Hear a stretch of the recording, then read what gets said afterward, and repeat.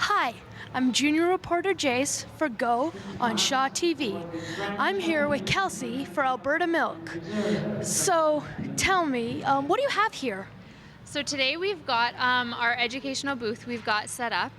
We like to take the kids through the journey of milk, we like to call it. So we start out teaching them kind of what a calf looks like, the kind of stages of life they go through up until we start breeding and milking them. So at about 2 years old, we start to milk them, and then the process it goes through after they've been milked. So we've got our milking station so the kids can actually physically try and be interactive with milking a cow, and then kind of it shows them into the bulk tank where it sits while it's waiting to be picked up, and then the processing that it goes through in order to make it safe for you to drink and the products that can be made from it. How do you get the milk from the farmer to the milk plant? So every 2 days, big trucks, you've probably seen them out on the highway, the big tanker trucks come and pick up the milk and collect it. Every time the milk comes and gets collected, a sample is taken in order to test the milk for antibiotics and hormones, the stuff that is not allowed in the milk. Farmers know that it's not allowed, it's illegal to be in there, so we make sure that we test it for consumer safety, and then once it's been tested, it gets put in the big tank, it gets carried off, trucked off, and taken to the processing plant to be pasteurized and safe for consumption.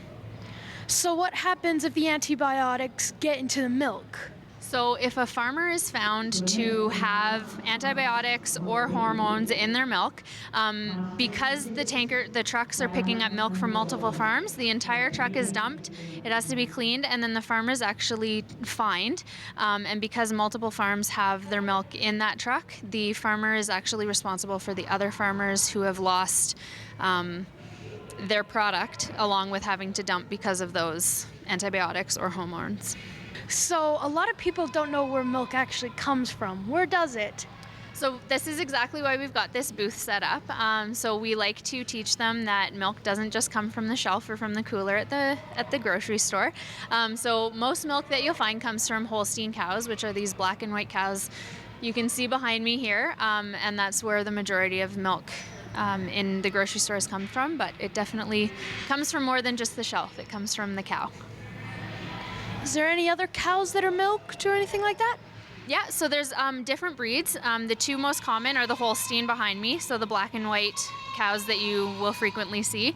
And then we've also got a Jersey cow, which is solid brown usually. And the only difference between them is the milk fat that their milk contains. So Holstein milk is usually lower in fat content than a Jersey cow is. So a Jersey cow milk would be higher in cream, it would be a little bit thicker, and they're just used for different products. Thank you, Kelsey. For Go on Shaw TV, I'm junior reporter Jase.